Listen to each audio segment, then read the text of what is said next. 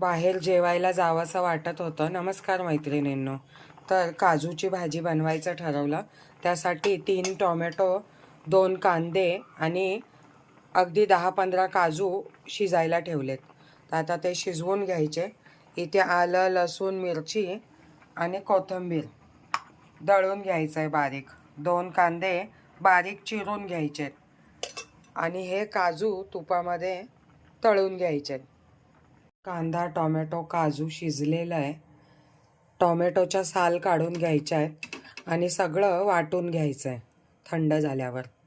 काजू तळण्यासाठी कढईमध्ये तूप घ्या. तुमच्या अंदाजे घ्या किती काजू तळायचे आहेत तसे. आणि इथे काजू घाला आणि छान मंद आचेवर तळून घ्या. त्या तुपामध्ये कांदा तळून घ्या, थोडासा हिंग आणि इथे आपण हिरवा मसाला वाटून घेतला आहे. टोमॅटो, काजू आणि कांदा थंड झालेला आहे. टोमॅटोचं साल काढून हे सगळ्याची ग्रेव्ही करून घेऊ बारीक. मस्तपैकी फाईन पेस्ट तयार झाली आहे आणि ह्याची टेस्ट पण चांगली येते कारण ह्याच्यात काजू आहेत. कांदा छान लाल झालेला आहे. कांदा ऑरेंज झाल्यावर मस्तपैकी हिरवं वाटण परतून घ्यायचं आहे.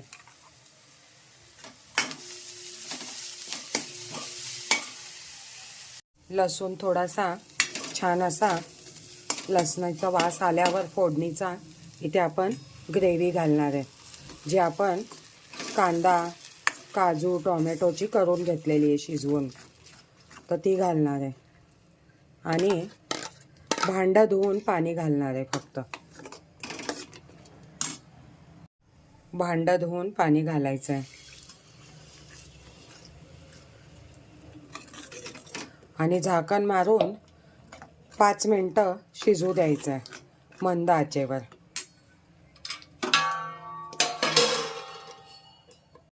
इथे आपण हळद, घरचा मसाला, धने जिरे पूड आणि गरम मसाला घेतलेला आहे 1-1 टीस्पून. तर तो इथे आपण सगळा ह्याच्यावर घालायचा आहे. ऑलरेडी कांदा, टोमॅटो हे शिजलेलं असल्यामुळे जास्त वेळ शिजवण्याची गरज नाही आहे. ह्याच्यानंतर पुन्हा 5 मिनटं झाकण देऊन छान अशी ग्रेव्ही शिजू द्यायची. 5 मिनटं झालेले आहेत. ते तडतड उडतं आहे म्हणून मी झाकण ठेवलं आहे. आपण इथे काजू घातले आणि हे बघा अशा प्रकारे ते उडत राहतं. त्यामुळे काजू घालायचे आहेत आणि चवीनुसार मीठ घालायचं आहे.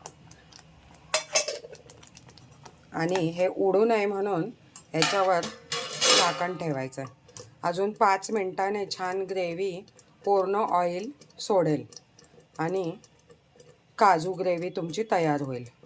हे बघा मैत्रिणींनो, मस्तपैकी काजू ग्रेव्ही तुमची घरच्या घरी तयार आहे. तुम्हाला पाहिजे तर ह्याच्यावर चीज पण किसून घालू शकता तुम्ही.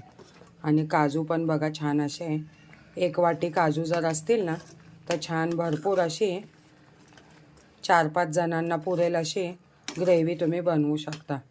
छोटीशी रेसिपी आहे, नक्की ट्राय करा आणि खा. सांगा मला कशी झालेली.